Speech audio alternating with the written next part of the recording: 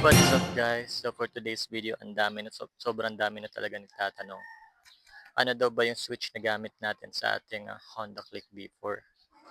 Kasi nagkaroon daw tayo ng hazard tulad nito. Wait lang guys. Buksan natin yung motor, pakita natin yung hazard. So ayan, kita ba? So naka-hazard tayo guys, and then meron din tayong passing light. So pakita natin yung passing light sa inyo.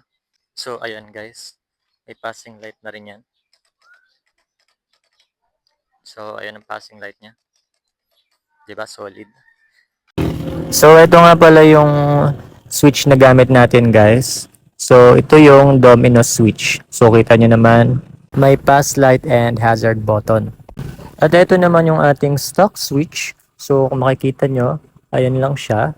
So, medyo na-boring ako kasi walang passing light, wala ring hazard. Kaya, nagpalit ako. Well, nung una guys, nung una kong kinabit, sobrang na-excite ako kasi sa wakas, may hazard light na ako, may pass light ako.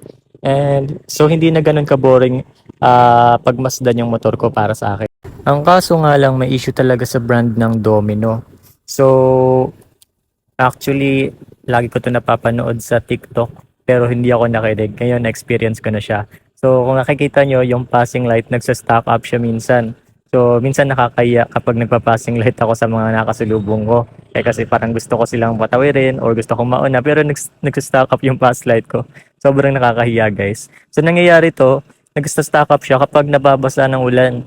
Tapos napansin ko rin yung mga bolts sa likod, ang bilis kalawangin. So not recommended talaga for this switch. And sa mga nagtatanong naman kung paano daw diskarte nito, paano nila nakabit itong domino switch, alam naman natin na hindi pala talaga siya plug and play. So ito nga pala yung stock switch, kung nakikita nyo pinutol nila yung dulo. Tapos ito naman yung stock na socket nung domino switch. So pinagpalit lang nila yung stock. So ganun. Tapos yun yung pinagdugtong nila. So pinagdugtong nila yung stock socket dun sa domino switch. So ganun yung ginawa nila guys. So hindi masyadong mahirap yung ginawa ng mekaniko. Kaya medyo mura lang. Pero mapapamura ka rin sa quality ng gawa nila.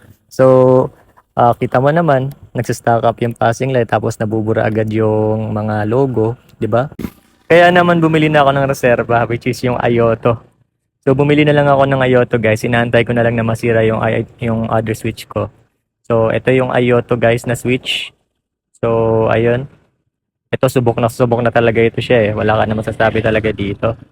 So ito may passing light. Ayun yung passing light niya. And then yun. Pwede mo ring mapatay dito yung headlight mo mismo sa mga gusto magpatay ng headlight dyan sa araw.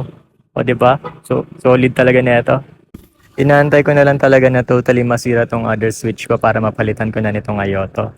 Sa mga nagtatanong naman kung paano mag-hazard dito, so, ipihit mo lang pa kanan yung signal light. And then, while nakakanan siya, ipihit mo naman pa kaliwa. So, matik, mag-hazard light na siya.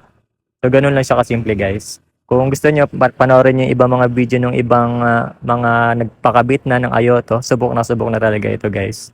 Kaya kung ako sa inyo, mag-Ayoto na lang kayo. Hindi to paid advertisement guys ha, hindi na ako maglalagay ng yellow basket pero pwede nyo bisitahin yung showcase ko. Pero kung gusto nyo talaga ng domino switch, well, wala akong magagawa. Nasa showcase ko rin yan. So visit nyo na lang ha.